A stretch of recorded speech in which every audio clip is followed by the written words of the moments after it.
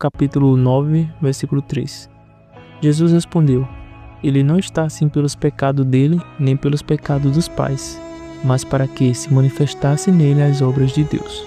A passagem de João, capítulo 9, versículo 1 ao 3, nos coloca diante de um cenário mais profundo e desafiador da experiência humana. O encontro entre a miséria persistente e a soberania divina. O texto começa com um detalhe que frequentemente passa despercebido, mas que fundamenta toda a narrativa. Jesus, ao passar, viu o homem. Há uma profundidade imensa no fato de o olhar de Cristo precede o milagre. Aquele homem, cego de nascença, estava acostumado a ser ignorado ou, quando notado, a ser objeto de uma curiosidade distante e fria. Ele era parte da paisagem da miséria de Jerusalém. Um homem invisível para a sociedade, mas plenamente visível para o Criador. Neste primeiro momento nos ensina que, antes de qualquer intervenção divina, há atenção divina. Deus não age por acidente. Ele vê a condição humana em sua totalidade, com todas suas camadas de dor e exclusão, mesmo quando o próprio indivíduo já perdeu a esperança de ser notado. No entanto, o contraste entre a visão de Jesus e a visão daqueles que cercavam é imediato e brutal. Os discípulos, ao ver o cego, não são movidos pela compaixão, mas por um dilema intelectual. A pergunta que eles lançam, abre aspas, Mestre, quem pecou? Este homem ou seus pais para que ele nascesse cego? Fecha aspas. Reflete uma teologia rígida e muitas vezes cruel, que tenta domesticar o sofrimento através da lógica da retribuição. Eles precisavam de uma causa para aquela tragédia. Para a mente dos discípulos e para muitas mentes hoje, o sofrimento é um enigma que pode ser resolvido se encontrarmos um culpado. Eles queriam rotular a dor daquele homem, queriam entender a mecânica do pecado que teria gerado a tamanha limitação. Essa necessidade humana de encontrar uma razão punitiva para a dor alheia serve muitas vezes como um escudo para a nossa própria falta de empatia. Se o outro sofre por culpa própria, estamos isentos da responsabilidade de sofrer com ele.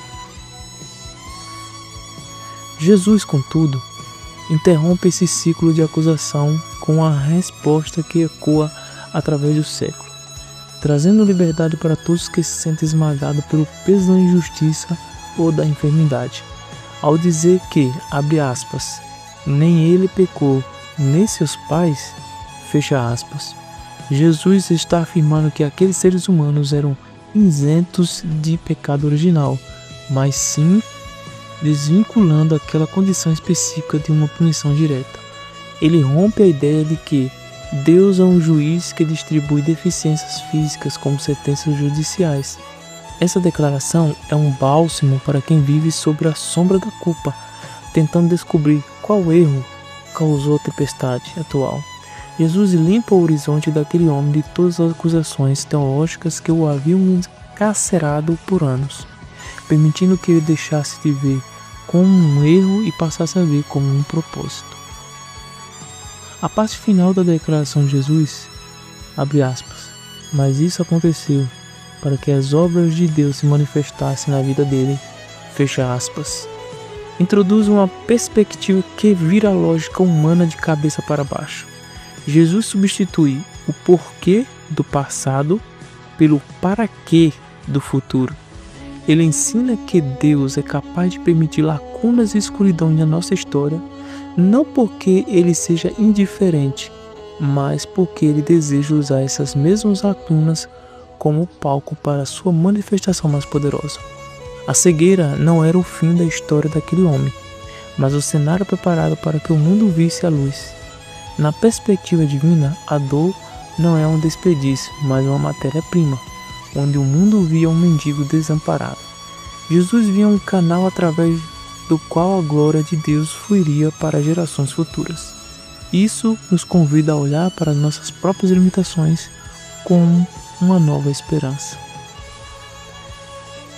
Essa teologia do propósito existe em nós uma paciência santa. Aquele homem viveu décadas na escuridão antes que o versículo 3 se tornasse realidade.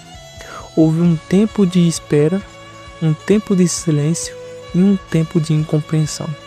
Durante anos, ele provavelmente se sentiu abandonado por Deus, sem saber que a sua vida estava sendo preservada por um momento específico de revelação.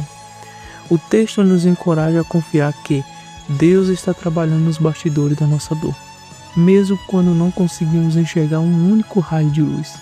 A manifestação das obras de Deus não é um evento isolado, mas o culminar de um processo onde nossa dependência total dele se torna um solo fértil para o sobrenatural.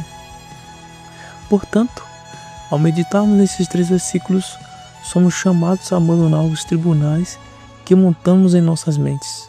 Somos chamados a parar o dedo para nós mesmos e para os outros em busca de culpados para as tragédias da vida.